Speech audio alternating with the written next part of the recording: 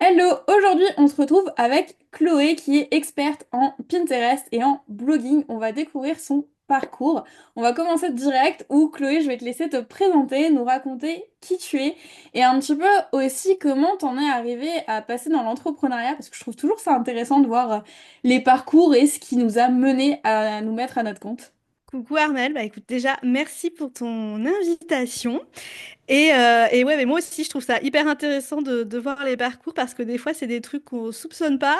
Moi en l'occurrence ça fait hyper longtemps que je suis à mon compte. Je crois que j'ai créé ma micro-entreprise en 2011 et avant ça j'étais déjà indépendante en Angleterre. Donc ça fait super longtemps et à cette époque-là, on parlait pas tant de ça, d'entrepreneuriat. Donc moi, ça a été complètement par hasard. J'étais salariée avant dans une entreprise qui avait tout un réseau de blogs et de magazines en ligne et je faisais à la fois de la rédaction, je gérais les contenus de pigistes, donc voilà un petit peu tout ça.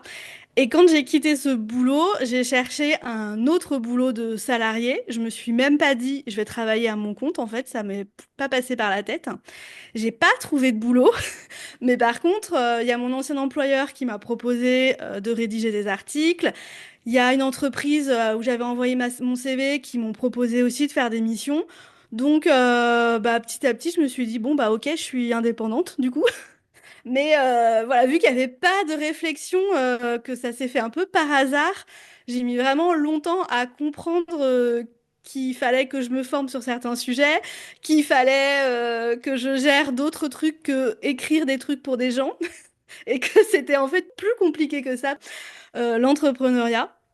Et donc voilà, petit à petit, j'ai quand même décidé de rester à mon compte, même si j'ai eu dans le parcours quelques petits moments où je suis redevenue salariée. Et donc pendant longtemps, j'ai été rédactrice web. Et en 2017, je crois que c'était 2018 peut-être plutôt, j'avais un blog que j'ai toujours d'ailleurs qui s'appelle Fat Lobster, sur lequel je parle de la relation aux vêtements et au corps. Et j'ai commencé à épingler mes articles de blog sur Pinterest et j'ai eu des résultats de folie, quoi. Genre, j'ai commencé en février et en mai, j'avais 5000 visites sur mon blog qui venaient de Pinterest. Donc j'étais là, euh, pardon. Surtout que donc moi j'étais rédactrice web, je connaissais le SEO et je savais que ça prenait du temps, quoi. Et donc d'avoir eu ces résultats, ça m'a aidé à me passionner pour Pinterest. C'était déjà un outil que j'utilisais personnellement, que j'adorais, que je trouvais super cool. Et donc du coup, je me suis lancée à fond dedans et ça a fini par devenir une expertise en plus. Maintenant, je fais très peu de rédaction web et je pense que je finirai par arrêter ça dans mes services. Et du coup, en service, je propose du Pinterest management et j'ai aussi deux programmes en ligne. Un sur comment utiliser Pinterest pour son business, pour générer du trafic vers son site et particulièrement vers son blog. Et j'oublie pas mon expertise première que j'avais pour la rédaction et pour le blog parce que je crois toujours très très fort au potentiel du blog. J'adore écrire et donc j'ai aussi un programme sur la rédaction d'articles de blog. Donc voilà un petit peu mon parcours. Tu vois, je suis arrivée par hasard et il y a un moment où j'ai décidé de le rester. Où je me suis dit bon ok maintenant il faut faire des choses pour que ça tienne la route quoi. C'est hyper intéressant de voir comment t'en es arrivé dans l'entrepreneuriat et c'est ce que j'adore dans ces interviews en fait, c'est que chacune a sa propre histoire, tu vois, et il y a vraiment des grosses différences et le fait que ça fasse aussi longtemps que t'es dans l'entrepreneuriat, je pense que t'as vu passer tellement de tendances, tu vois, parce que bah un peu chaque année il y a des évolutions, etc. Donc, je pense qu'il y a eu des choses où ça a dû être assez bouleversant aussi de voir les choses comme tu disais, où t'étais pas formé à l'origine.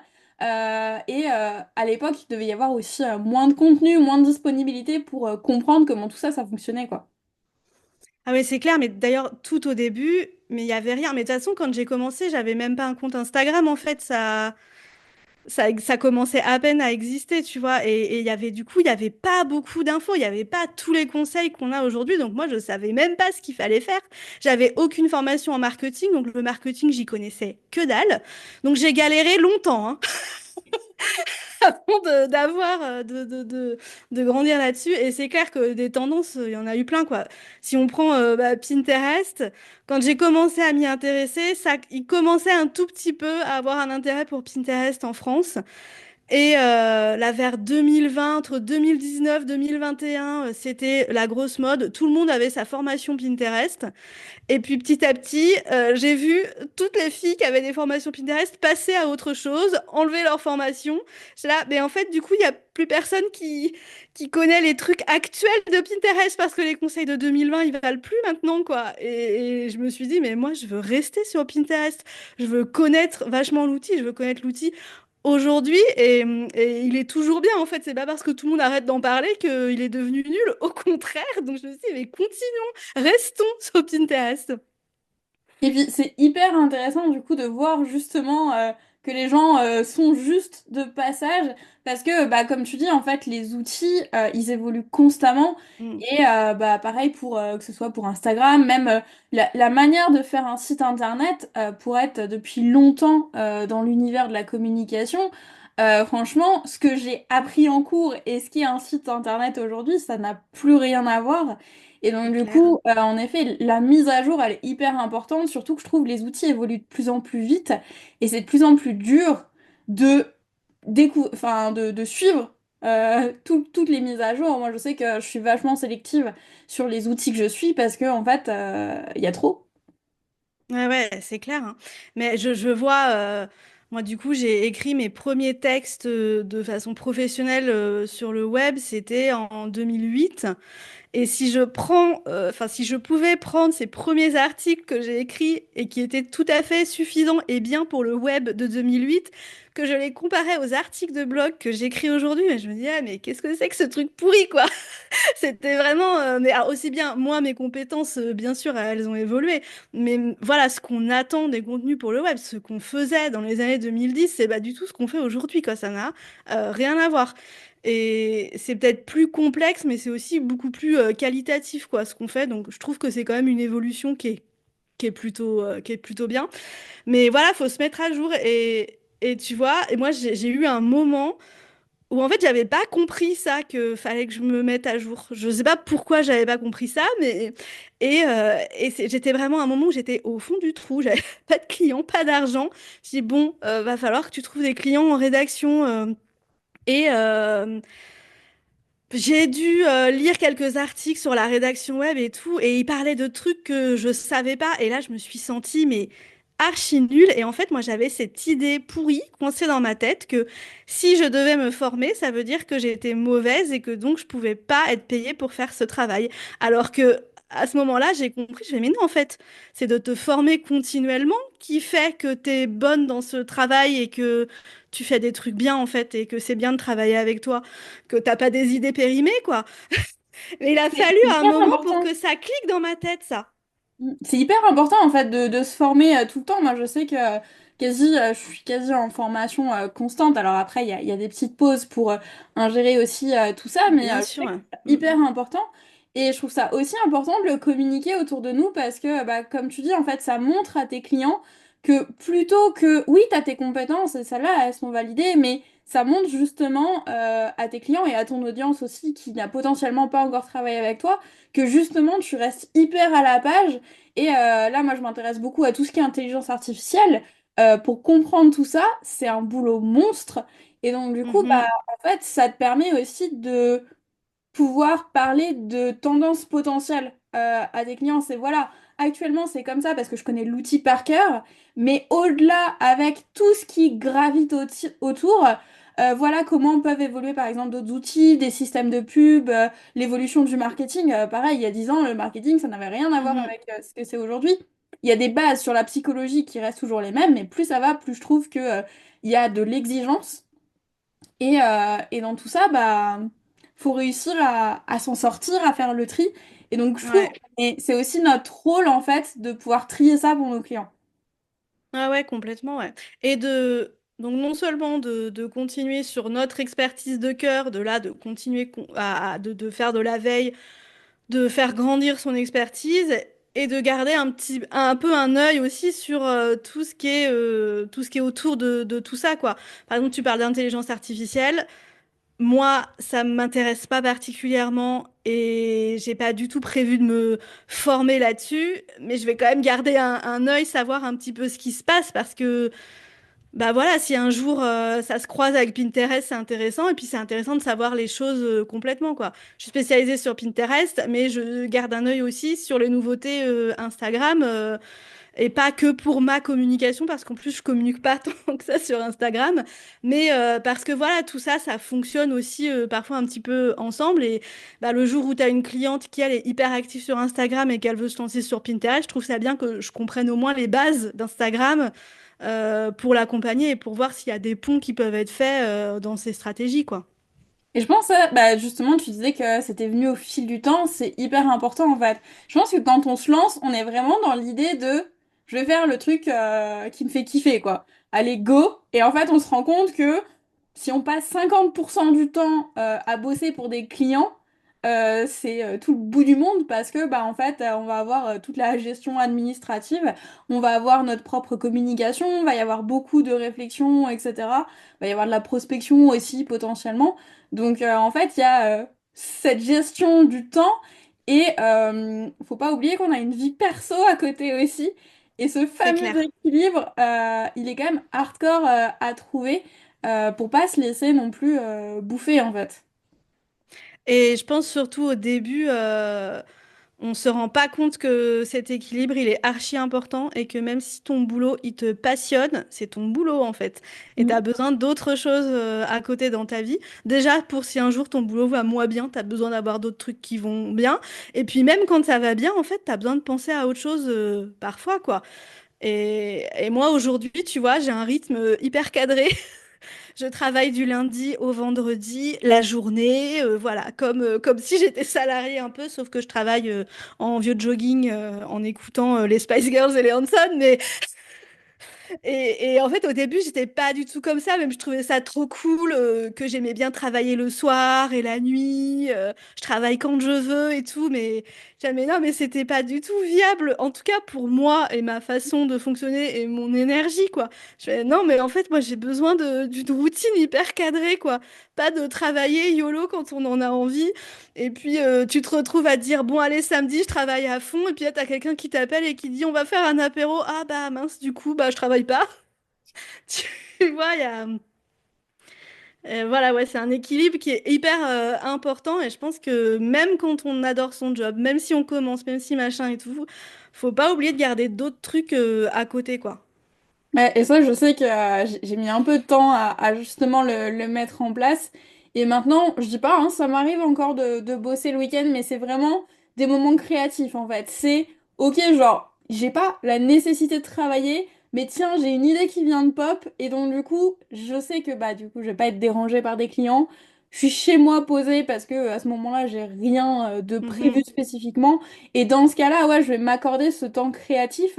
Mais pareil, en fait, j'ai pas de gros objectifs. C'est plus en mode un peu labo. Parce que je C'est sais que ça. moi, j'adore explorer et ça a toujours été des trucs, même quand je bossais en agence, j'ai toujours eu des projets annexes, juste pour le kiff, en fait, parce que Mhm. j'ai ce besoin de nourrir ma créativité et que sinon, je m'ennuie super vite, en fait. Et ça, c'est terrible. Ouais, ouais, Et c'est ce que je trouve cool en freelance, c'est que on peut faire évoluer nos carrément. business au fur et à mesure. Tu vois, bah, tu viens à l'origine du blogging, et maintenant tu es quasiment uniquement sur Pinterest, même si toutes tes anciennes connaissances, tu vois, tu les gardes, mais tu as pivoté au fur et à Mhm. mesure. Et ça, je trouve ça génial de pouvoir créer notre propre métier et avoir des formules hyper hybrides en fait. Complètement. Ouais, et puis, et des fois, on se rend pas compte de ce qu'une chose va pouvoir devenir. Moi, souvent, si je dis je suis experte sur le blogging et sur Pinterest, on me dit, mais ça a un rapport l'un à l'autre. Les gens voient ça comme deux trucs hyper différents et hyper opposés. Je dis, mais non, en fait, c'est complètement lié. Et si sur Pinterest, j'ai eu des super résultats super vite et que j'ai tout de suite compris l'outil, c'est parce qu'en fait, j'étais rédactrice web. Pinterest, c'est un moteur de recherche. On fait du SEO. La rédaction web, c'est du SEO. Moi, j'ai lu deux articles quand j'ai commencé sur Pinterest qui disaient bon bah faut utiliser des mots-clés. J'ai pas eu besoin de chercher comment on identifie les mots-clés, comment on utilise les mots-clés. En fait, on m'a dit faut que tu mettes des mots-clés. Ok, d'accord. Et j'ai tout de suite fait les choses correctement puisque c'était déjà mon métier en fait de d'écrire du contenu optimisé. Et voilà, j'aurais pas pensé que cette compétence de rédaction allait me permettre de faciliter Pinterest, qui allait devenir mon expertise principale, quoi. Mais en fait, il y a plein de choses qui sont liées et je suis sûre qu'on pourrait faire plein de liens comme ça avec toutes nos expériences passées, quoi. C'est même quand on change de direction, on garde ce qu'on a appris, quoi. On repart jamais de zéro complètement, en fait. Ouais, puis on a un background qui fait que même des fois, quand on n'exerce plus une compétence, ça va nous permettre d'élargir notre vision. Et des fois, pour un client qui va nous poser une question, on va pouvoir faire un lien en fait. Et je trouve Mhm. il y a ça aussi. Alors, dans la formation, ils sont plus en autonomie, mais dans de l'accompagnement individuel, et même quand tu fais tes vidéos de formation, en fait, des fois, tu vas pouvoir donner un exemple, tu vois. Un exemple qui va être hyper pertinent, justement, parce que tu viens du blogging, et moi, je sais que je les trouve indissociables, en fait, parce que Pinterest, sans blog, c'est pas le même délire, en fait. C'est clair, ouais, ouais, y a pas que du blog sur Pinterest, mais ça va tellement ensemble et l'un nourrit l'autre, quoi, parce que ton blog, il a besoin de visibilité et c'est pas Instagram, Facebook et LinkedIn qui en vont apporter du trafic sur ton blog aujourd'hui, quoi, hein. Ça, c'est fini l'époque où Facebook apportait du trafic en masse sur les blogs. Et donc, il a besoin de ce trafic et de cette visibilité qu'offre Pinterest. Et Pinterest, les gens, ils y vont pour chercher des trucs. Et du coup, ils ont besoin qu'il y ait des articles de blog qui répondent, quoi. Pas pour toutes les requêtes, c'est sûr. Il y en a où tu as besoin d'avoir des produits ou juste des images inspirantes. Mais il y a plein de choses que les gens cherchent sur Pinterest. Ils ont besoin d'avoir une vraie réponse détaillée. Et les blogs, ils donnent tout ça, quoi. Mm. Ouais, puis suivant la cible, il y a des gens qui passent leur vie sur Pinterest parce que bah, ils adorent chercher, ils adorent faire des boards dans tous les sens. Mhm. Et c'est juste, je pense, une méthode comme une autre en fait d'acquisition de clients, de se dire, ok, ma cible a tel profil, bah du coup je vais aller la chercher à tel endroit. Et l'avantage qu'a Pinterest par rapport à d'autres réseaux, c'est que Instagram, mine de rien, c'est pas du tout mort, mais progressivement le réseau se sature parce que tout le monde va sur Insta. Alors que Pinterest, beaucoup en Mhm. consomment, mais la quantité de créateurs est bien inférieure. Et donc du coup, C'est et sûr. puis il y a plein de gens qui épinglent juste des trucs random comme ça, mais qui vont pas faire ce fameux SEO. Complètement. Ouais, ouais, ouais. On, On n'utilise pas, alors déjà, on n'utilise pas du tout Pinterest comme on utilise Instagram ou LinkedIn ou quoi que ce soit d'autre. Donc déjà, on a cette problématique-là qu'il y a des gens qui vont pas bien l'utiliser et du coup qui vont pas en avoir tous les bénéfices. Et il y a aussi cette méconnaissance de l'outil, de ce qu'on peut y trouver, de son audience. Et du coup, il y a plein de gens qui auraient complètement leur place sur Pinterest et qui n'y vont pas parce ils pensent que c'est pas pour eux ou que c'est pas assez intéressant. Et d'ailleurs, tu vois, c'est pour ça que j'ai rajouté, j'ai une masterclass gratuite qui explique les trois étapes pour générer du trafic grâce à Pinterest. Et après, bah, je propose aux gens, s'ils veulent aller plus loin, de s'inscrire à mon programme en ligne. Et bah, j'ai ajouté en fait la possibilité de réserver un appel de 15 minutes avec moi une fois que tu as regardé la masterclass pour pouvoir justement répondre à ces questions-là de est-ce que Pinterest c'est fait pour moi? Est-ce que c'est fait pour ma thématique? Est-ce que ça rentre dans mon écosystème complet de communication? Et j'ai trouvé ça hyper important de l'ajouter et clairement toutes les personnes qui réservent un appel, c'est pour ça, c'est pour dire ok, bah moi je suis dans telle thématique. Mais je sais bien que c'est une thématique qui marche sur Pinterest, mais moi, la face que j'apporte, je sais pas si ça a sa place. Ou bah voilà, moi j'ai tel domaine, mais est-ce que c'est un truc qui intéresse les gens sur Pinterest? Et c'est toujours la question en fait. Donc je trouvais ça hyper important de pouvoir leur dire bah oui ou non, hein. Ça m'est déjà arrivé que je dise bah bof. Et en règle générale, c'est plutôt oui parce que je pense que les gens qui réservent savent déjà qu'en fait c'est bon, mais ils ont besoin qu'on leur confirme que ouais ouais vas-y. Et ouais, donc il y a ces interrogations, je trouvais ça hyper important d'y répondre pour leur dire, mais ouais, vas-y maintenant, c'est pour toi, il y a vraiment quelque chose à faire, on y va ensemble, quoi. Ouais, puis des fois, c'est pas maintenant tout de suite, c'est juste, ok, c'est totalement pour moi, mais juste dans quelques mois, parce que bah, justement, j'ai besoin d'avoir créé mon site, j'ai besoin d'avoir commencé Mhm, à bloguer avant de passer sur Pinterest, mais ce qui permet aussi dans la stratégie, dès qu'on crée le site, d'avoir cette réflexion-là qu'on va aller sur tout Pinterest à derrière. fait. Moi, je sais que actuellement, je suis pas encore vraiment sur Pinterest, j'ai 3-4 épingles qui traînent, mais parce que je sais que mon site justement, quand j'ai conçu le site, j'ai réfléchi blogging et je me suis dit, ok, va vraiment falloir que je développe ce point pour après avoir de la visibilité sur Pinterest. Et puis il y a le SEO Google aussi en parallèle. Mais c'est vraiment une réflexion que j'ai menée dans la stratégie. Pour l'instant, ça reste sur du papier, ça reste pas encore totalement mis en place. Clairement, c'est un objectif sur 2 ans, mais je sais que c'était hyper important pour moi de le savoir dès le départ, en fait, que je voulais aller y aller Mhm. parce que bah du coup, tu conçois pas tout à fait pareil ton site aussi. Ouais, ouais. Et je trouve ça bien aussi, ouais, parfois d'attendre. Alors, bien sûr, si tu as envie de tout commencer tout de suite, pourquoi pas. Mais parfois, ouais, de se dire, OK, d'abord, je construis un peu mon blog. Je prends l'habitude, du coup, aussi d'écrire des articles régulièrement parce qu'il va falloir avoir du contenu régulier qui arrive pour le partager sur Pinterest. Donc, je prends cette habitude. Et en plus, quand je vais commencer, j'aurai déjà pas mal d'articles qui seront publiés et ça veut dire qu'il y a un petit peu un tampon, quoi. Tu vois, t'as des contenus d'avance et du coup, t'es moins sur le fil dans ta publication Pinterest parce que t'as des trucs déjà sur lesquels tu peux reposer et ça te permet de commencer un peu plus sereinement et puis aussi de te concentrer. Écrire un article de blog, ça demande des compétences, ça demande du temps, de l'énergie, de la créativité. Et pareil sur le fait de commencer sur Pinterest. À terme, Pinterest, ça prend pas beaucoup de temps à gérer. Mais quand tu commences, ça te prend forcément du temps puisque tu apprends, quoi. Donc, faire les choses petit à petit, ça te permet aussi de bien les faire. Et voilà, après, ça s'enchaîne un peu mieux. Et puis en plus, si tu apprends à rédiger des articles de blog et à faire un peu de SEO déjà là, bah, quand tu arrives sur Pinterest, tu as déjà des compétences qui vont t'aider, tu vas aller un Ah, petit c'est peu ça, plus ouais. vite, quoi. Ouais. Et c'est pour ça que moi, j'ai voulu garder, ne pas me spécialiser à 100% sur Pinterest, mais aussi continuer à proposer un programme en ligne sur la rédaction d'articles de blog parce que je me dis, c'est un tout aussi, quoi. Tu t'épingles tes articles de blog sur Pinterest, et ben derrière, tu as envie de proposer à ton audience des articles qui tiennent la route et qui vont Ouais. être bien. Et à l'inverse, le fait d'avoir appris à bien écrire tes articles de blog, ça va t'aider aussi à mieux maîtriser Pinterest. Donc, je trouvais ça intéressant de continuer à proposer les deux pour leur permettre là, cette stratégie.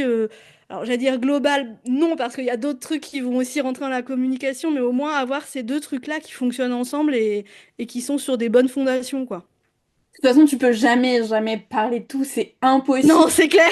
de tout maîtriser. Le Enfin, truc indigeste. même dans nos expertises, en fait, il y a toujours des choses qu'on connaît pas parce qu'il y a des cas particuliers et ça, je trouve, faut se C'est lâcher clair. la grappe aussi là-dessus. Mais du coup, ma question suivante, c'est qu'est-ce qui t'a poussé à passer vraiment sur de la formation, en fait? C'est quoi le déclic qui fait que tu t'es dit, bah maintenant, je veux former des gens et du coup, rendre mes compétences accessibles à un maximum de personnes? Je pense que c'est un mélange de plein de choses. Alors, déjà, je pense que moi, j'ai la fibre pédagogique, hein. J'aime bien expliquer des trucs aux gens. Je suis un peu relou, quoi. Mais tu sais que tel machin, c'est parce que... voilà.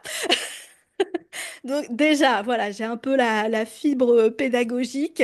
J'adore créer du contenu et en fait, créer des formations en ligne ou des produits digitaux de façon générale, c'est créer du contenu d'une autre façon que sur un article de blog ou sur un réseau social. Donc, je trouve ça aussi super fun. J'en perds mon écouteur. Hop, et je le remets.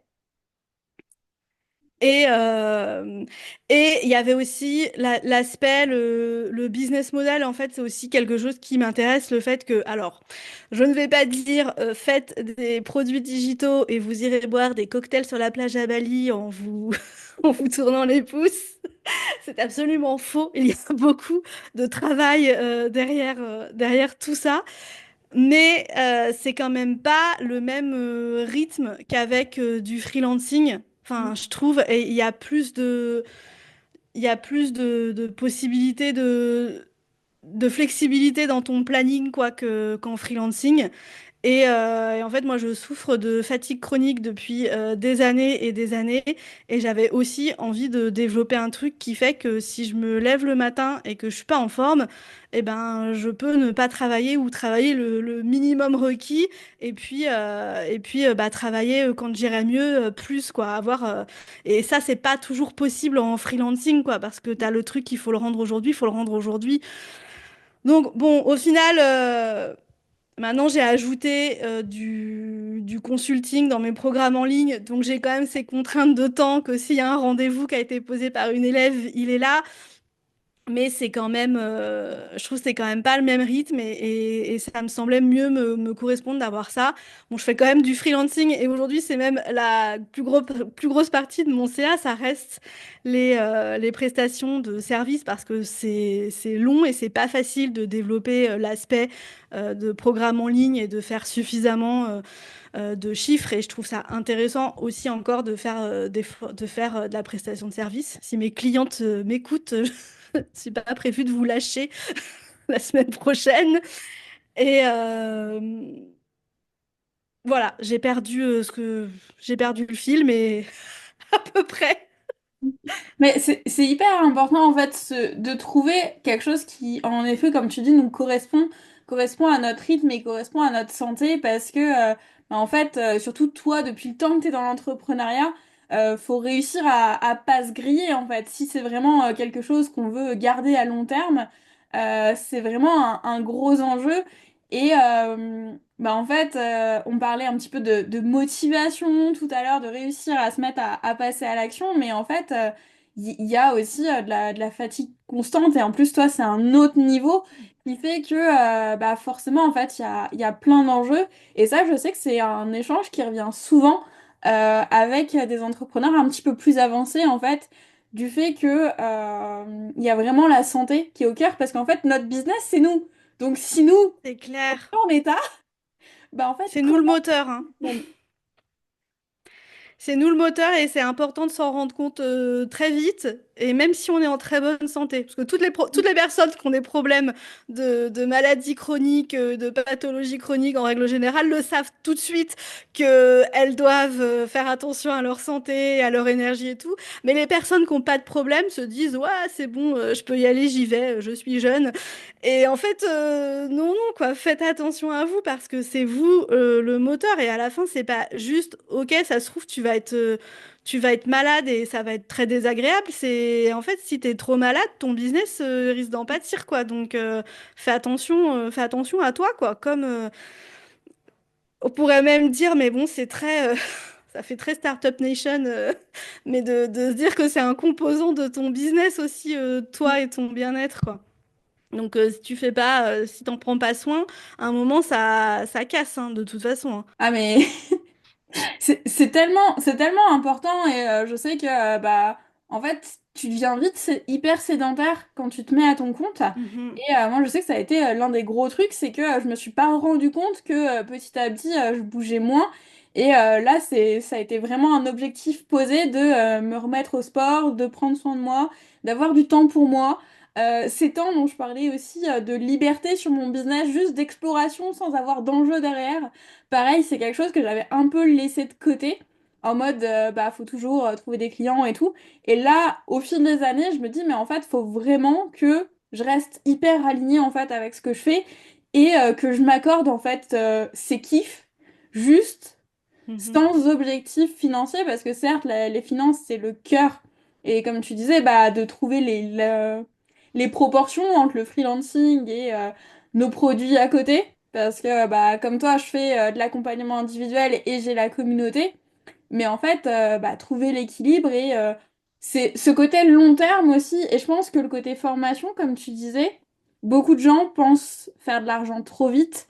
Alors que oui, il y a quelques formations qui explosent, mais la plupart des formateurs avec qui je discute, ils galèrent pendant des années avant de vraiment réussir à ce que ce soit Mhm. leur apport principal en fait. C'est clair, c'est long et difficile. N'y allez pas pour l'argent facile, trouvez autre chose. Je sais pas quoi, parce que je suis pas sûre que ça existe, mais c'est pas la formation en ligne, l'argent facile. Surtout Non. si, en plus, tu veux. Enfin, moi, mon objectif, c'est pas de gagner de l'argent, quoi. Bien sûr, j'ai besoin de gagner de l'argent et je veux gagner de l'argent et assez, mais.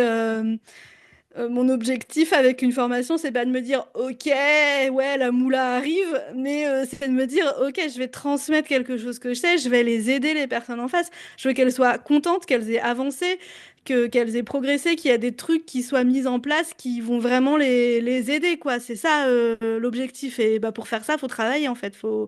Faut fournir des efforts, quoi. Et puis après, faut fournir des efforts pour attirer les gens vers toi aussi, pour que les bonnes personnes découvrent le truc qui est fait pour elles, quoi. Tu l'as pensé pour quelqu'un, maintenant que ce quelqu'un, il doit arriver, quoi. Et tu veux que le bon quelqu'un, il arrive. Ah bah de toute façon, peu importe tes services, c'est toujours la même chose.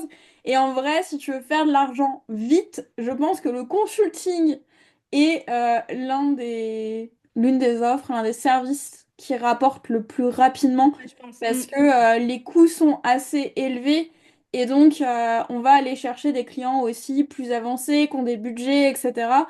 Et donc pour moi, si on veut un business model qui rapporte vite, en tout cas c'est celui que j'ai Mhm. expérimenté. Euh, je trouve que c'est beaucoup plus simple. Ça veut pas dire que c'est facile, hein. Je dis juste que je trouve ça Non. plus simple que la formation pour avoir de l'argent. Et puis pour moi, se mettre en tant que formateur quand on débute, c'est une connerie parce que bah, on n'est pas connu sur le métier. Et Mhm. du coup, salut, je sors de nulle part, je vends ça, tu Ouais. veux que ça prenne à faire. Mhm. Alors que t'as des gens, ça fait 10 ans hein, qu'ils ont fait de l'agence et tout. Les compétences, ils les ont totalement. Mais il faut, je trouve, être connu sur le marché avant de pouvoir lancer ça pour pouvoir vraiment réussir en fait à s'en sortir parce que même des gens qui ont des très grosses communautés, là on l'a vu passer, je pense que tu as vu passer un peu les bilans, il y a certains formateurs qui ont annoncé que 2024 ça avait été très très dur. Mhm. Ouais, ça d'ailleurs, c'est pareil, quoi. Faut arrêter de se comparer aux autres avec juste ceux qu'on voit de l'Instagram, de leur newsletter et tout, parce que on a des fois l'illusion que des gens cartonnent, alors qu'en fait, c'est pas forcément que ça marche pas du tout, mais c'est pas forcément à la hauteur de ce qu'on imagine, quoi. Et c'est hyper facile de tomber là-dedans. Et je pense que même en sachant, moi je tombe dedans quand même régulièrement, des petits moments de baisse de motivation ou d'énergie et où je me dis, oh là là, mais non, mon audience, elle est pas assez engagée, j'ai pas une audience assez grosse. Machine, elle, forcément, ça doit cartonner avec ses X mille abonnés et machin, et machin, et machin, et machin, et moi j'y arriverai jamais. Et en fait, non, là, t'as que la moitié de l'histoire, donc faut, ouais, mais c'est c'est pas facile quand on tombe régulièrement dedans, donc c'est intéressant des fois de voir aussi les bilans sincères des autres et de remettre un petit peu les choses en place, se dire, ah oui, ok, bon, ok, elle marche peut-être mieux que moi pour plein de raisons, mais c'est pas non plus, elle est tout en haut de la montagne et moi je suis tout en bas, quoi. Non, puis en plus, souvent, on se compare, mais on ne prend pas en compte déjà bah, les années d'expérience de la personne, Mhm, les opportunités qu'elle a su saisir, parce que malgré tout, il y a une question de chance. Alors la chance, en effet, on peut la booster, mais il y a des moments, il y a des opportunités de fou qui tombent et qui aident vraiment à mhm, développer un business. Et, il y a aussi quel est leur canal d'acquisition principal, parce que des fois on se compare à Instagram, mais parce que Instagram c'est leur canal d'acquisition. Et à côté de ça, moi j'ai des clientes qui se comparaient sur Instagram, mais elles, leur cible était sur LinkedIn, un max par exemple. Donc forcément mhm. elles avaient moins de résultats. Mais en fait, quand elles sont allées sur le bon canal, ça a tout changé et il y a des gens en fait qui fonctionnent quasiment qu'au bouche à oreille et qui vont faire 10 fois plus de chiffre d'affaires. Et Mais donc, oui. Mm. il y a ça, en fait, où c'est pas des données qui sont publiques. Et donc, du coup, je trouve toujours qu'il faut savoir prendre du recul. Et on a vu aussi des gens, tu parlais d'Instagram, qui avaient 15 000 abonnés et qui réussissaient pas à en vivre, en fait. Donc, Mhm. il y a aussi la différence entre la visibilité et le cash qu'on génère. Et perso, je préfère largement le cash euh, que C'est clair. que la visibilité, en fait. Parce que, puis quand La tu te trouves, visibilité ne paye pas les factures. Ouais, puis c'est une réalité en fait. Quand tu exploses, là je l'ai vu sur LinkedIn, j'ai eu des vidéos qui ont fait vraiment beaucoup de vues. C'est pas là où j'ai signé. Ça m'a apporté du monde, mais c'est pas là où j'ai signé. Mhm. Par contre, des fois j'ai 200 vues et je vais signer un contrat. Et ça, c'est vraiment Ouais. quelque chose où je trouve qu'il faut prendre du recul. Et je pense que les Pinterest, c'est la même. T'as des gens qui vont faire. Tu vas avoir un article de blog phare. Peut-être que tu vas avoir beaucoup de trafic, mais c'est pas celui qui va convertir le plus. Et ça, c'est à prendre en compte aussi dans sa stratégie, quoi. Ah ouais, c'est sûr, hein. Ouais, et puis selon les types d'audience aussi, bah, moi du coup j'ai deux blogs que je partage sur Pinterest. Donc j'ai mon blog sur la relation aux vêtements qui s'adresse donc clairement à des particuliers. Et après j'ai mon blog pro où je parle de Pinterest, de rédaction et tout ça. J'ai beaucoup moins de visibilité, enfin d'impression de tout ça, de mon contenu beaucoup moins vu. Le contenu pro est beaucoup moins vu que le contenu de mon blog mode sur Pinterest parce qu'il y a moins d'audience qui s'intéresse à ça. Donc j'ai beaucoup plus de trafic sur mon blog mode, mais si on comparait la conversion, si on regardait la conversion entre le trafic, les inscriptions à newsletter, qu'on compare mon blog mode qui a une audience de particuliers et qu'on compare mon blog pro où c'est une audience de pro, il y a moins de trafic, mais le taux de conversion vers la newsletter, je l'ai pas calculé, mais j'ai pas les chiffres en tête. En tout cas, j'ai pas comparé quoi. Mais c'est sûr qu'il est, je sais qu'il est beaucoup plus élevé parce que je vois bien le nombre de personnes qui se sont inscrites. Et c'est pas que j'ai des milliers de personnes qui s'inscrivent à ma newsletter sur mon blog pro, mais voilà, le taux de conversion, il est mieux. Tout ça pour dire que c'est pas que la taille de l'audience qui fait tout, quoi. Et ça veut pas dire que les personnes qui arrivent sur mon blog mode sont moins intéressées, mais c'est pas des pros, déjà, c'est des particuliers. Ils vont peut-être moins facilement aller télécharger le freebie et les trucs comme ça que les pros qui, là, sont là. Bon, bah, moi, j'ai besoin de plus de visibilité pour mon entreprise. Je vais télécharger le guide sur Pinterest pour voir si Pinterest c'est intéressant pour moi. Ils vont le faire beaucoup plus facilement, quoi. Et puis, du coup, comme tu dis, il n'y a pas le même enjeu derrière. En fait, le particulier, ça va être Mhm. pour sa vie du quotidien, alors que là, en business, ça va être pour se développer et pour faire de l'argent. Donc forcément, le problème est Bah plus oui. douloureux, et qui dit problème plus douloureux dit plus d'engagement. Et Mhm. du coup, la taille d'audience, ça n'a pas d'importance. Et du coup, je trouve ça vachement dommage parce que j'ai des gens qui me disent, je veux toujours plus d'audience. Et moi, je suis d'abord, Ouais, ok, genre, non, quoi. convertis déjà ce que t'as. Là, je viens de redémarrer un nouveau compte Instagram à zéro. Et franchement, ça me foutait la trouille. Mais en fait, je suis passée de... j'avais pas un énorme compte avant, j'avais genre 3 000 abonnés. Là, j'en ai 100, mais j'ai 100 personnes qui sont beaucoup plus engagées en fait. Le taux d'engagement, Ouais. il est énorme par rapport... J'ai plus d'engagement sur mon nouveau compte que sur l'ancien. Ça n'a pas de sens, tu vois, mais c'est une réalité. Et donc, la qualification de l'audience, pour moi, elle prime partout. Et ça, les gens l'oublient trop, mais parce que on a toujours ce côté effet brillant, en mode, oh là, là, ça brille, il y a plein de followers et tout. Mais c'est intéressant, je trouve, les grands, ceux qui ont vraiment de l'influence, en fait, quand ils partagent les coulisses, je trouve intéressant de voir la vérité derrière, parce que, en fait, Mhm. il y en a beaucoup qui parlent d'épuisement aussi. Ouais, ouais, c'est clair, ouais. Et tu vois, j'ai fait quelque chose de similaire là. Tu disais que t'es reparti sur un nouveau compte. Donc, moi, donc mon blog mode, c'est mon projet passion. Je cherche pas à en faire un business et tout, mais c'est quelque chose qui me fait du bien, qui est aligné avec mes valeurs. Donc, c'est quelque chose que j'avais un peu laissé de côté et que là, j'ai eu envie de faire revivre. Et ça m'a fait beaucoup du bien de le reprendre, ce projet. Et je me suis dit, en fait, que j'allais arrêter d'avoir ma newsletter que j'avais avec un outil payant et tout, et que j'allais créer un Patreon. Mais du coup, je pouvais pas uploader tous mes abonnés de ma newsletter et les mettre automatiquement dans Patreon. Il faut que les gens aillent s'inscrire eux-mêmes, en fait, sur Patreon. Et j'avais plus de 2000 personnes inscrites à ma newsletter. Donc j'ai eu un petit moment, je me suis dit, putain, je vais perdre tout le monde. Et alors j'ai mis tout un plan en place. Je me suis dit si j'envoie qu'un seul mail, il y a plein de gens qui vont pas le voir, qui vont oublier, qui vont pas les inscrire. Donc je suis encore dans le process où je crée le contenu sur Patreon et j'envoie aussi un mail aux gens de la newsletter pour leur dire oh, n'oubliez pas que on déménage, c'est par là. Et à chaque mail, il y a en effet des gens qui clairement se réveillent, se disent ah bah mince, c'est vrai, et qui déménagent. Donc je vais faire ça encore pendant un temps. Et en fait, pour l'instant, on est moins de 100 sur le Patreon. Donc, j'ai eu ce petit moment, je me suis dit, mais t'as perdu, t'as perdu 2000 abonnés, quoi. C'est non, mais en fait, les gens, s'ils sont pas prêts à me suivre après avoir lu 4 mails qu'ils ont ouverts et tout, qu'ils ont gardés, ils viennent pas me suivre sur le Patreon, c'est que ça les intéresse pas, quoi. Donc, tant pis, qu'ils s'en aillent si ça les intéresse pas. Je préfère avoir 100 personnes qui sont intéressées. Même si en plus là on parle pas de vendre plein de trucs, même si je pense que je vais lancer des abonnements payants pas très chers à un moment donné pour financer au moins les trucs quoi. Et mais quand même quoi, même là au final c'est pas important d'avoir 10 000 abonnés quoi. L'important c'est d'avoir des abonnés qui sont intéressés par ce que tu fais, qui vont lire ce que tu prends le temps de faire quoi.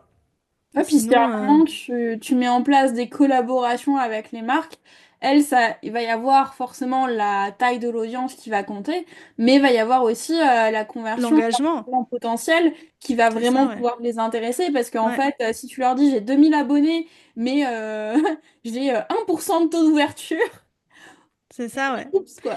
Et sur ma newsletter pro, j'essaye régulièrement aussi de supprimer les gens qui n'ont pas ouvert un seul mail depuis des mois et des mois, quoi. Et c'est toujours hyper difficile de cliquer sur le bouton supprimer 300 abonnés. T'es là, je sais pas, je les ai durement gagnés quand même. Et au final, quelques semaines après, tu regardes tes stats et t'es là, ton taux d'ouverture il augmente, ton taux de clic il augmente, t'es là, bah ça fait plaisir en fait quoi. Je préfère me dire que quand j'envoie un truc, les gens ils vont le lire et ils vont cliquer et ça les intéresse et potentiellement ils deviendront des clients quoi. C'est comme, tu sais, t'envoies une newsletter, il y a toujours des gens qui se désabonnent quoi. Tu dis, bah tant mieux, ils n'étaient pas intéressés, qu'ils s'en aillent, quoi. Ils deviendront jamais tes clients, ils deviendront pas une audience fidèle, quoi. Ou quand tu fais un lancement, là, tu as une vague de désabonnements. Alors, les premières fois, moi, j'étais là, oh là là, les gens, ils détestent, je leur vends des trucs, ils me détestent, quoi. Mais non, mais en fait, les gens, s'ils sont pas d'accord pour que je gagne de l'argent et que je puisse manger et avoir un toit, bah désolé, cassez-vous, quoi. Bah, c'est toujours l'équilibre en fait entre la valeur que tu partages et oui, on donne des choses gratuitement, mais au bout d'un moment, il y a aussi des limites à poser et bah, en fait, si ton contenu est hyper qualitatif, je trouve ça normal que derrière tu puisses parler de tes offres, tu vois. Pour moi, C'est quelqu'un, clair, si tu as un contenu hyper médiocre qui a déjà pas de valeur à l'origine ou ton objectif bien ultime sûr. c'est 100% de la vente. Là, je comprends que les gens soient saoulés. Mais en fait, pour moi, et quand je vois des newsletters avec un nouveau produit qui sort, alors on peut pas tout acheter, mais t'es content, tu Non, vois, je trouve pour la personne. T'es là, t'es en mode, ah, mais ces newsletters, elles sont super. Ah, bah, du coup, elle a un produit, mais c'est trop bien, en fait. carrément, ouais.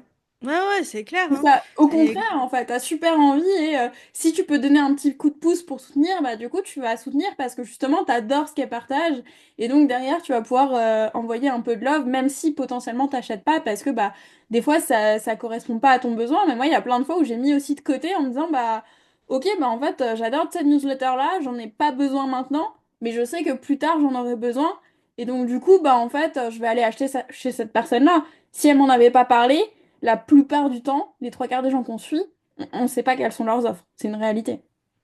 mais oui, t'oublies, hein. De toute façon, ouais, c'est ça. Si, enfin, même quelqu'un dont tu lis le contenu régulièrement, si elle te rappelle pas régulièrement aussi ce qu'elle vend et ce qu'elle propose, tu retiens pas. On va pas retenir le catalogue d'offres de toutes les personnes qu'on croise, quoi.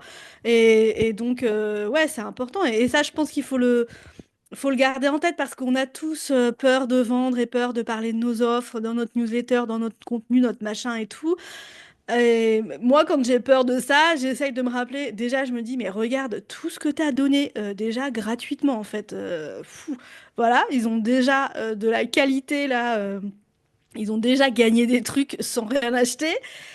Et ensuite, ce que j'ai à proposer à vendre, mais ça les aide aussi, quoi. Ils sont pas obligés, déjà, ils sont pas obligés d'acheter, hein. Et puis, c'est pas du tout là pour les arnaquer, c'est là pour les aider à avancer encore plus. C'est du positif, quoi. Donc, ils sont peut-être pas intéressés, ils sont peut-être pas intéressés tout de suite. Et puis, bah, s'ils aiment pas et qu'ils s'en vont, ben, tant mieux, en fait, c'est qu'on n'était pas, on matchait pas, quoi. Et moi, je sais que plus ça va, plus j'en parle. Et je sais que bah, de toute façon, c'est un éternel travail à faire pour assumer de plus en plus. Mais en fait, maintenant, je sais qu'au maximum, les gens sachent ce que je fais. Donc, j'ai aucun souci à aller balancer mon lien un peu partout. À la fin d'un post Mhm. LinkedIn, si je parle d'un truc, je vais mettre à la fin, bah, si tu veux en savoir plus sur le sujet, je vais mettre le lien à l'intérieur. Dès que je parle de mettre des commentaires à la fin d'un reel, potentiellement, je vais le rappeler dans la légende du post, etc. Je vais essayer d'en parler au maximum, de partager aussi des captures de témoignages, etc. Je dis pas que je le mets assez parce que je pense qu'il faut quand même beaucoup en parler et il faut trouver le bon mix. Mais en fait, Mhm. au fil des années, je suis à l'aise avec ça, alors qu'avant, j'étais en mode, non, faut faire que du contenu qui va leur plaire, Ouais. tu vois. Mais le nombre de ventes que j'ai dû louper comme ça, il doit être Ah oui, monstrueux. ouais, Et n'hésitez pas, franchement, à parler de vos offres, quoi. Enfin, c'est quand même le cœur carrément. du métier. Et si les gens s'intéressent à votre contenu, c'est parce qu'ils ont cette problématique-là, en fait. Tu vas pas consommer, en plus, une grosse partie du contenu de quelqu'un si t'as pas de problème, sinon tu vas juste poser un like et tu vas pas t'abonner et tu vas passer à la suite, enfin, ou tu vas être Mhm. abonné et jamais interagir. Si t'as quelqu'un qui pose des likes tout le temps, potentiellement, soit c'est que c'est une pote, soit c'est que c'est un client potentiel et donc du coup, faut pas le laisser filer tout simplement parce que bah, en fait, tu lui as rien proposé derrière. Parce que justement, Mhm. il est là parce qu'il cherche des solutions. Ouais, c'est clair. Ouais, ouais, c'est clair. Mhm. Et ça, d'ailleurs, je trouve que c'est très important. Alors, bien sûr, quand on offre, quand on est dans du B2B, c'est évident qu'on est des pros et qu'on n'est pas là en train de parler de Pinterest juste pour la passion de Pinterest. Je pense qu'il n'y a pas beaucoup de gens qui parlent de marketing juste par projet passion parce que j'adore le marketing. Donc c'est assez clair qu'on est des pros, mais alors après si aussi, mais moi dans ma création de contenu, je dois me rappeler qu'il faut que je vende aussi parce que je m'emballe et je suis juste à faire des Moi, c'est trucs qui me vraiment font genre, il y a kiffer. des trucs, j'en parle par pure passion, tu vois. Genre, il y a des notions où en vrai, elles sont hyper avancées et donc du coup, elles correspondent pas à une grosse majorité de ma cible, tu vois. Mais des fois, je me fais juste un petit kiff parce que ça, je trouve Ouais, ça mais tellement intéressant. Donc, je fais partie des tarés qui. tu vois, ce serait pas ton job. Je sais pas, tu serais boulangère. T'aurais peut-être pas Ah un non, c'est compte clair. LinkedIn par passion pour parler de marketing, tu vois. Donc je pense que quand on est dans le marketing, c'est clair tout de suite et les gens sont Ah là, oui. s'attendent à avoir des pros en face. Mais donc même tout ça pour dire que je pense que c'est important de dire tout de suite en fait qu'on est un pro et donc particulièrement si on s'adresse à des particuliers que ce soit dans une newsletter de bienvenue, dans ses bios, dans ses posts, de rappeler en fait que moi je suis une pro, donc sous-entendu, c'est normal que je te vende des trucs, mais c'est aussi parce que je suis une pro que j'ai la bonne expertise pour t'aider, quoi. Et que je suis pas comme machin qui fait ça juste pour s'amuser. Et je trouve que c'est important de dire tout de suite. Et du coup, de parler régulièrement de ses offres pour bien rappeler ça aussi que ok, moi je suis là, je suis une pro parce que des fois je vois passer des publications genre sur Threads de gens qui disent hop, et je vous donne ça comme conseil, mais j'ai rien à vendre. Mais en fait, t'es pas obligé de. Enfin, on s'en fout quoi. Bah super, désolé, il y a des gens, ils ont des trucs à vendre. Et oui, j'imagine que toi aussi tu as un moyen de gagner de l'argent dans ta vie quoi. Ça veut pas... En C'est fait, pas parce que t'as un truc à vendre que t'es un arnaqueur quoi. non, mais ça, je trouve ça incroyable. Et de toute façon, à partir du moment où tu as un business, tu dois gagner de l'argent d'une manière ou Bah d'une oui. autre. Et si tu proposes du contenu de qualité, bah pour moi, c'est totalement cohérent en fait que toi aussi, Mm, tu gagnes quelque chose parce que la création de contenu, il faut quand même dire que c'est un temps fou à passer quoi pour c'est le clair. faire, pour se maintenir.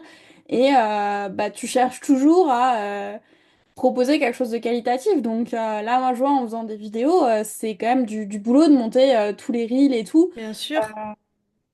Donc ça, je trouve, c'est aussi un échange, tu vois. Les gens te payent en attention ta création de contenu, et s'ils en veulent plus, bah du coup, là, ils payent ton expertise. Mhm. Ouais, ouais.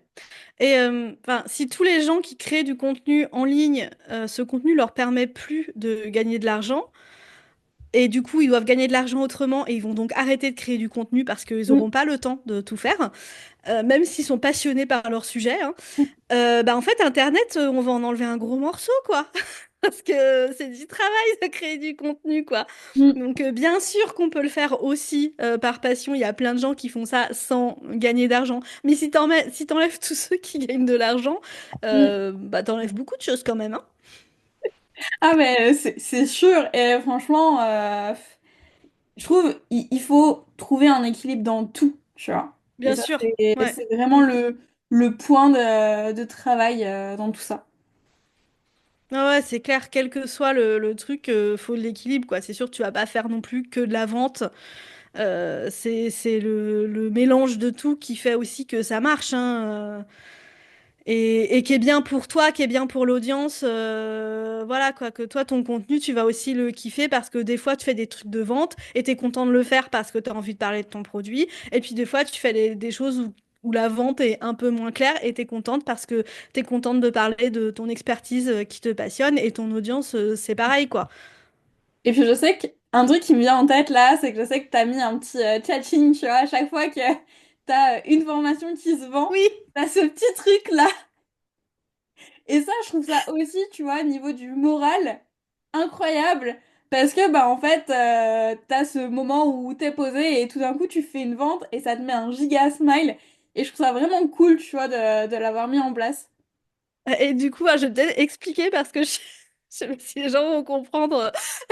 Donc en fait, j'ai mis une notification sur mon téléphone, et quand je fais une vente, ça fait un petit catching, voilà, le petite notification. Et ouais, ça me fait trop plaisir quand ça sonne. Et c'est vrai qu'une fois, on était en train de discuter avec d'autres filles, je crois que t'étais là, où j'expliquais ça et ça s'est mis à sonner pas longtemps après. On était là, ouh! Et C'est ça le fait trop truc. plaisir. Et c'est vrai, ça tombe à des moments. Et des fois, je suis déçue parce qu'il y a la notification qui arrive quand mon téléphone est en silencieux. Et du coup, je suis là. Ouais, ouais, j'ai pas eu le catching. Mais en fait, c'est tout ce petit levier-là, tu vois, qui donne de la motivation et tout. Et c'est plein de petites routines, en fait, qui peuvent s'intégrer. Et pour, pour savoir aussi où t'en es, tu vois, parce que bah, ça te permet de dire, bah, ok, là, je suis en lancement. Plutôt que d'aller rafraîchir tout le temps ma page, bah, je vis ma vie et en fait, j'ai le petit schling qui tombe. Ouais. Ouais, quand t'es en période de lancement, c'est cool. Alors, t'as les petits moments de stress où t'es là. J'ai pas une notification depuis trop longtemps. Mais quand il y en a plusieurs et tout, en plus, t'es là, ouh, trop bien, ça marche. Et puis le petit bruit, le petit son, c'est rigolo. Et du coup, ça motive à fond, je trouve. Et ça te fait encore plus plaisir d'avoir fait une vente que juste de voir un mail dans ta boîte mail et de dire, ah ouais, bon, bah bien. Là, il y a le petit truc en plus, un peu festif, quoi. Faut que je mette ça en place quand il y a des gens qui rejoignent Ouais, la c'est très facile à mettre en place, hein. Tu m'en Avec avais parlé en Zapier, plus. Mais et en fait, c'est même pas mon idée, hein, mais je peux même pas rendre à César ce qui appartient à César parce que je sais plus du tout où j'avais entendu ça. J'étais dans un podcast, mais je sais plus qui avait dit qu'il avait mis une notification sur son téléphone et que ça sonnait dès qu'il faisait une vente et que c'était trop cool. Et je me suis dit, ah ouais, je vais faire ça. bon, on va se laisser sur ce moment good vibes. Mais en vrai, c'était hyper passionnant tout ce que tu as raconté et toujours avec une énergie de folie. Qu'est-ce que tu as un petit peu envie qui retienne comme mot de la fin, au-delà du catching? Qu'est-ce qui, qu'est-ce que tu veux, avec quoi tu veux qu'il repart de ce podcast? J'ai l'impression qu'un truc qui est vachement revenu dans les différents sujets qu'on a abordés, c'est l'équilibre. On en a parlé aussi bien dans comment tu communiques, comment tu vends, que dans ta vie perso, dans le choix de tes plateformes, enfin dans tout en fait. Et je pense que c'est vraiment une clé, mais fondamentale de l'entrepreneuriat, quoi. C'est trouver l'équilibre dans tout ce que tu fais pour que ça marche, que ça te fasse kiffer, que ça fasse kiffer ton audience et voilà, et d'avoir un truc que tu tiens dans la longueur. Je crois que c'est ça en fait qu'il faut se dire. Ce que je fais, ça doit tenir dans la longueur, quoi. Parce que sinon, si ça tient 2 semaines, ça va pas marcher, quoi. Donc, ouais, trouvez l'équilibre dans tout ce que vous faites. Demandez-vous, est-ce que je tends vers de l'équilibre pour que ça tienne la longueur? Et ça, c'est vraiment un travail constant pour aller vers ça. Et du coup, au-delà de tout ça, où est-ce qu'on peut te retrouver? Je mettrai tous les liens en commentaire. Mais je pense qu'il y aura des petits curieux qui auront envie d'en savoir plus, autant sur Pinterest que potentiellement ton blog, envie d'aller les découvrir. Alors, mon blog, mon site pro, c'est demoéduté.fr. Et vous pouvez me retrouver bah, du coup sur Pinterest, c'est aussi Démo Éduté. Sur Instagram, c'est aussi Démo Éduté. Et sur LinkedIn, c'est Chloé Chenet. Et j'ai aussi parlé plusieurs fois de mon projet passion. Et donc là, c'est fatlobster.fr. Et voilà, il n'y a que le site, le Patreon, il y a un lien sur le site. Et Pinterest, je ne suis pas sur Instagram. Enfin, si, j'y suis, mais j'ai arrêté de publier sur Instagram. Donc voilà toutes Trop les bien, infos. vous aurez tous les liens en bio pour aller découvrir l'univers de Chloé. Un grand merci pour cet échange avec toujours autant d'énergie. Bah, merci à toi.